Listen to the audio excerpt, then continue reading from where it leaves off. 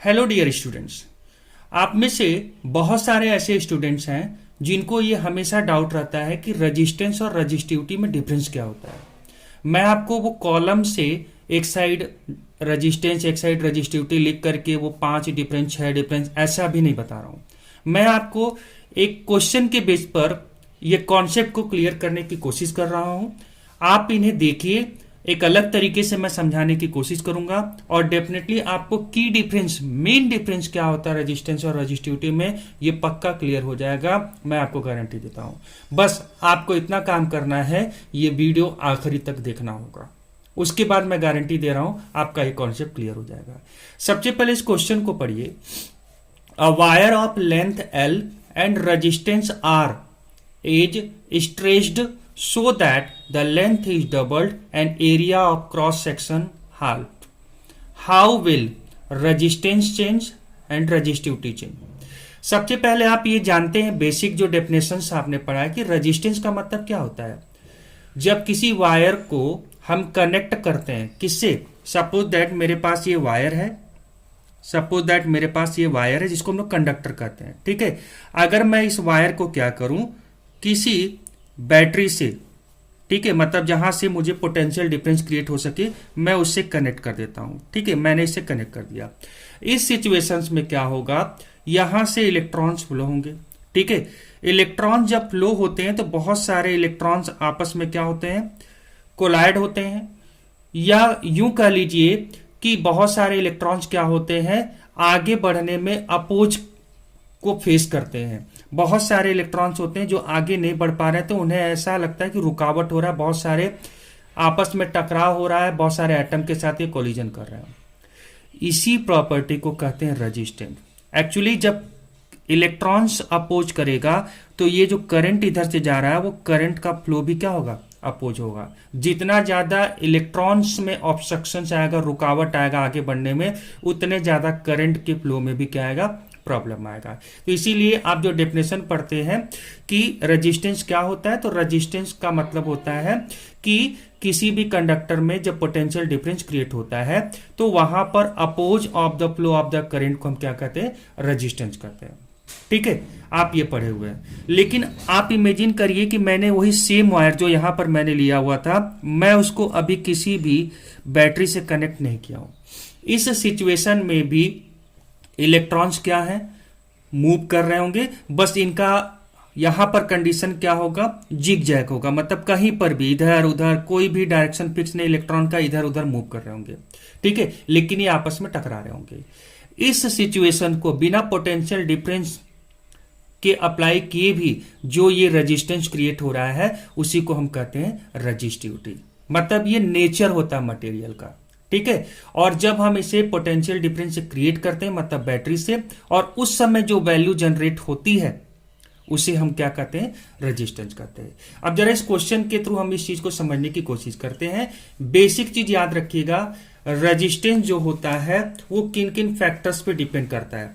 Resistance किन किन factors पे डिपेंड करता है, तो सबसे पहला लेंथ होता है। लेंथ घटेगा बढ़ेगा वायर का या कंडक्टर का तो उस पर असर पड़ेगा। एरिया पे डिपेंड करेगा। ठीक है, एरिया के घटने बढ़ने पे डिपेंड करेगा। एरिया मतलब कितना मोटा है, जैसे ये क्रॉस सेक्शन एरिया बोल रहा है। ठीक है, इस पे डिपेंड करेगा। इसके अलावा टेम्परेचर पर डिपेंड करेगा, टेम्परेचर के घटने बढ़ने से असर पड़ेगा। और नेचर पर डिपेंड करेगा, नेचर ऑफ द मटेरियल पे डिपेंड करेगा। जबकि मैं अगर रजिस्टिविटी की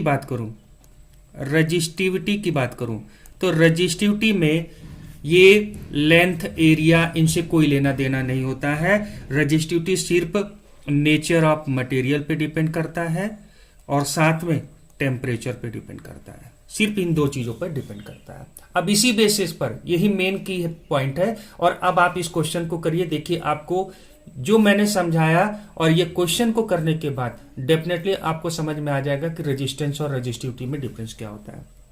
अब देखिए सिचुएशन नंबर 1 के हिसाब से अगर हम देखें तो वायर का लेंथ, तो शुरुआती दौर में हम मान लेते हैं वायर का लेंथ जो है वो दिया भी हुआ है, मानने की जरूरत भी नहीं है। लेंथ जो है वायर का वो L है। ठीक है, और रेजिस्टेंस कितना है, तो रेजिस्टेंस जो है वो है R। अब बोल रहा है कि हमने क्या किया, उस वायर को खींच दिया, स्ट्रेच कर दिया। जब खींचोगे तो वायर का लेंथ बढ़ जाएगा, और ये बोल रहा है कि खींचने के बाद वायर का लेंथ डबल हो गया। तो अब केस नंबर 2 ले लीजिए, खींचने के बाद का है। ये क्या है, इनिशियल कंडीशन है। जब खींचा गया तो लेंथ डबल हो गया। तो पहले लेंथ L था, अब लेंथ कितना हो जाएगा, पहले लेंथ L था, अब लेंथ डबल हो चुका है, मतलब पहले से 2 गुना, मतलब 2 टाइम्स 2L हो जाएगा। और बोल रहा है कि area of cross section half, area of cross section कितना है, हाफ कर दिया गया। ठीक है, अब आप यहां पर देखिए एरिया ऑफ क्रॉस सेक्शन, तो पहले मान लेते हैं एरिया जो था, area of cross section A था, तो अब आधा हो गया, मतलब केस नंबर 2 के हिसाब से एरिया क्या हो जाएगा, आधा हो जाएगा। तो A/2, पहले ए था उसका आधा हो जाएगा A/2। अब बोल रहा है इस सिचुएशन में आप मुझे बताइए कि रेजिस्टेंस कितना चेंज हुआ और रेजिस्टिविटी कितना चेंज हुआ। तो एक काम करते हैं, पहले हम इस सिचुएशन के हिसाब से अगर हम फॉर्मूला अप्लाई करें तो हमको फॉर्मूला पता है, रो इज इक्वल टू, जिसे हम रेजिस्टिविटी कहते हैं, इज इक्वल टू होता है RA/L। ठीक है, अब मुझे R निकालना, रेजिस्टेंस के बारे में बताना है। तो resistance R is equal to क्या हो जाएगा, हो जाएगा रो इंटू L/A। ठीक है, तो ये केस नंबर 1 के हिसाब से R का जो फॉर्मूला बेस पर रख दिया मैंने वैल्यू। अब जरा इस सिचुएशन के हिसाब से देखिए, इस सिचुएशन के हिसाब से R इज इक्वल टू क्या हो जाएगा, रो वही रहेगा, नेचर चेंज नहीं होगा, लेकिन ये क्या है, लेंथ है। लेंथ पहले का कितना हो चुका है, 2 टाइम्स हो चुका है, तो इंटू 2L हो चुका है, अपॉन एरिया कितना है, आधा हो चुका है, मतलब पहले का आधा हो चुका है, मतलब A/2 हो चुका है। अब आप देखिए, इसे मान लीजिए इक्वेशन नंबर 1 और इसे मान लीजिए इक्वेशन नंबर 2। देखिए यहां पर L को मैं कैपिटल में कर दे रहा हूं, दोनों जगह पर मैंने लेंथ को कैपिटल L में लिया, तो मैं इसको L कर दे रहा हूं कैपिटल L में। ठीक है, क्वेश्चन के अकॉर्डिंग। अब यहां पर अभी जो चेंजेज आपने किया है, पहले के रिस्पेक्ट में क्या चेंजेज आया है, तो जो चेंज अभी आपने किया है हमेशा हम इसे मान लेते हैं R2 और इसे मान लेते हैं R1। तो अभी जो चेंजेज आपने किया है उसको ऊपर लिखते हैं और डिवाइडेड बाय पहले क्या सिचुएशन था उसको नीचे लिखते हैं। मतलब ये हम जानने की कोशिश करते हैं कि जो चेंजेज हुआ है वो पहले के रिस्पेक्ट में क्या चेंज किया है इफेक्ट में। ठीक है, तो R2 की जगह पर आप वैल्यू रख दीजिए रो इंटू 2L। ठीक है, 2L, सॉरी यहां पर कैपिटल L करके चलते हैं, अपॉन यहां पर क्या होगा A/2, और पूरे के डिवाइडेड यहां पर देखिए R1 का वैल्यू क्या है, rho into L upon A, यही है ना। L से L कट जाएगा, A से A कट जाएगा, रो से रो कट जाएगा। अब आप इसे जब सिंप्लीफाई करेंगे तो आपको मिलेगा R2 upon R1 is equal to, ये ऊपर चला जाएगा तो 4 हो जाएगा।